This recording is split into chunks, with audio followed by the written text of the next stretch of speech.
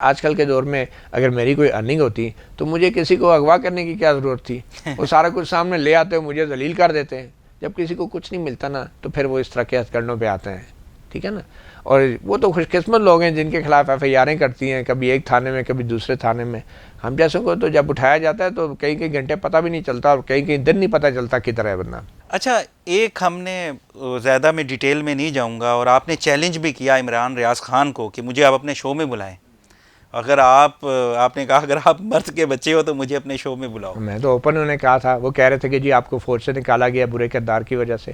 میں نے انہیں اوپنلی آفر کیا تو میں نے، لیکن شام کو عمران ریاض صاحب بھی اپنے پروگرام میں انہوں نے کہا جی میں تو مذاق کر رہا تھا، میں دہرا دیا. اور سمیع ابراہیم بھی پیچھے ہٹ گئے. میں تو حاضر ہوں. یہ کیسا مذاق تھا؟ ایک پوری دنیا نے دیکھا. ایگزیکٹلی یہی تو بات ہے. اور اسی لیے دیکھیں نا، میں اسکرین پہ آ کے کام کرتا ہوں، مشکل سوالات کرتا ہوں. اگر میرا ایسا کردار ہوگا نا تو پھر میں یہ کام نہیں کروں گا جو میں کر رہا ہوں. اور جن کا کردار ہے وہ جو کام کر رہے ہیں وہ بھی آپ کے سامنے. اچھا، کیا آپ کو لگتا ہے کہ سمیع ابراہیم اور عمران ریاض خان نے یہ پلانٹڈ کیا اور بھی جو ان کے ساتھ صحافی تھے جو اس دن ہوا؟ دیکھیں یا یہ ویسی ہو گیا اس کی غصے میں؟ مختلف وجوہات ہوتی ہیں. کیونکہ آپ ان سے مسلسل انٹرویوز بھی کر رہے تھے اور بڑے سخت سوالات بھی کر رہے تھے، اس کا ریئیکشن بھی ہے.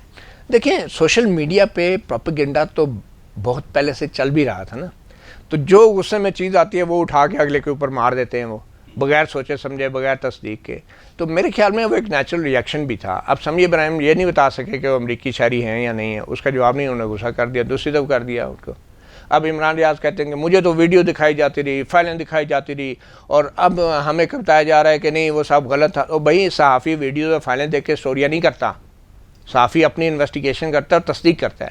تو اس لیول کے تو لوگ ہیں. تو مجھے ان کے الزامات سے میری عزت پہ کیا فرق پڑے گا؟ مطلب میں 26 سال سے صحافت کر رہا ہوں، لوگوں کے سامنے ٹیلی ویژن اسکرین کے اوپر اگر میرے میں کوئی خامی ہوتی نا تو ابھی تک مجھے یہ اس طرح کی صحافت میں نہ کبھی کر سکتا پاکستان کے اندر.